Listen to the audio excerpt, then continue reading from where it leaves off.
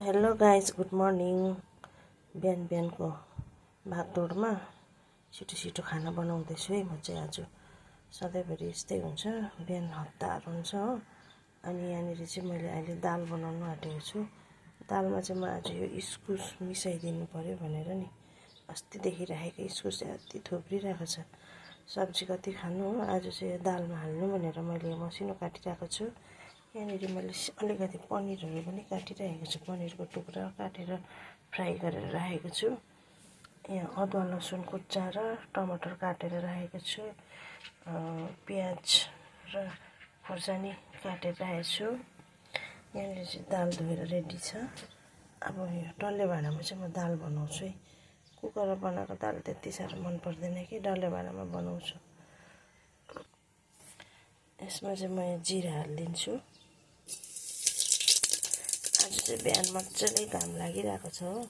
मेरो चाहिँ खिड्कीनिर नै यता साइडमा घाम, बिहानको घाम झुल्किन्छ। प्याज पनि हालेँ मैले, यसलाई चलाउँदैछु। अब अलिक हल्का गोल्डन ब्राउन भएपछि चाहिँ दाल हालेर भुट्नुपर्छ। बिहान ड्युटी जाने हतार हुन्छ हो, अनि त्यही लागि पुरा हतार हुन्छ। बिहान खाना बनाउनु पर्यो, नास्ता ब्रेकफास्ट पनि बनाउनु पर्यो। मैले यहाँ दाल हालिसकेको छु। अब यो दाललाई चाहिँ मजाले तातो हुने गरी फ्राई गर्नुपर्छ। धनियाँ पाउडर, जिरा पाउडर पनि मैले एड गरिदिएँ।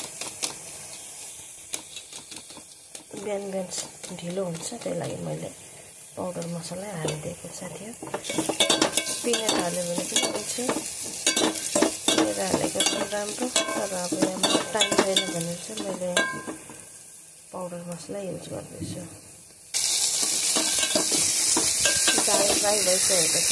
त्यहाँ चाहिँ मैले इस्कुस काटेर राखेको त्यो पनि हालिदिएँ। अब एकछिन यससँग फ्राई गर्छु। अघिको काटेर राखेको टमाटर र अदुवा लसुनको पेस्ट, कुटेर राखेको अदुवा लसुन पनि हालिदिन्छु। अब फेरि यसलाई एकदम फ्राई गर्नुपर्छ। अनि यहाँनिर दाल मजाले फ्राई भइसकेको छ। सब्जी हालेर अदुवा लसुन टमाटो सबै हालेर फ्राई गरेको छु हो। फ्राई भइसकेको छ। यसमा मैले हल्दी र नुन पनि मिक्स गरिसकेँ। अब म यसमा पनिर हाल्छु।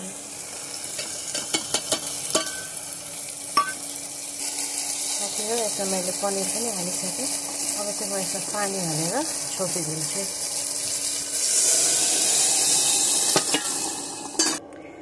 अब चाहिँ मैले यसमा पानी हालेँ अनि ढाकिदिएँ। अब केही बेर यसलाई पकाउनुपर्छ।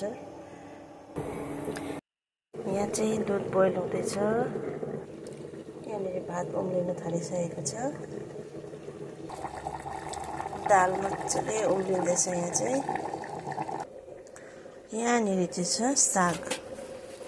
यो सिजनमा पाउने हो, के साग भन्छ यसलाई, भाजी साग नेपालीमा भन्छ। लुँडेको साग पनि भन्छ, भाजी साग, लुँडे साग, पालङ्गी साग, के भन्छ यसलाई। ठाउँमा अलग अलग नाम छ यसको। अब यसलाई काटेर यसलाई भाजी गर्छु म पनि। सो गाइज, यहाँनिर मैले अघि देखाएको साग चाहिँ धोएर, पहिला मजाले धोएर त्यहाँबाट अहिले काटेर राखेको छु। अब साग बनाउँछु। यहाँनिर अब तेल तातेपछि चाहिँ म 5 फोरन हाल्छु पहिला। यहाँनिर तेल तातिसकेको छ। म यसमा अब 5 फोरन हाल्दैछु। 5 फोरन खरिसकेको छ। यसमा प्याज हाल्छु। यसमा मैले सानो एउटा सुकेको खोर्सानी पनि हालेँ। बेसी हालिनँ किनकि पिरो यति राम्रो लाग्दैन खानु हो। अब यसमा म साग हालिदिन्छु। नुन हालेँ स्वाद अनुसार। अलिकति हल्दी पनि हालेँ। हरियो भेजिटेबलमा सागतिर हल्दी नहाल्नु भन्छ, तर अलिकति हालेँ मैले। हल्दी हाल्यो भने चाहिँ अलिक राम्रो कलर लाग्छ, त्यही लागि अलिकति हल्दी पनि हालेँ। अब यसलाई मजाले चलाएर एकछिन छोपिदिनुपर्छ। सो गाइस, मेरो चाहिँ यहाँनिर साग अब पाकेर रेडी भइसकेको छ हो। अब नेक्स्ट भिडियोमा चाहिँ म तपाईँलाई आजको खाना सर्भ गरेर देखाउनेछु ल। Okay by.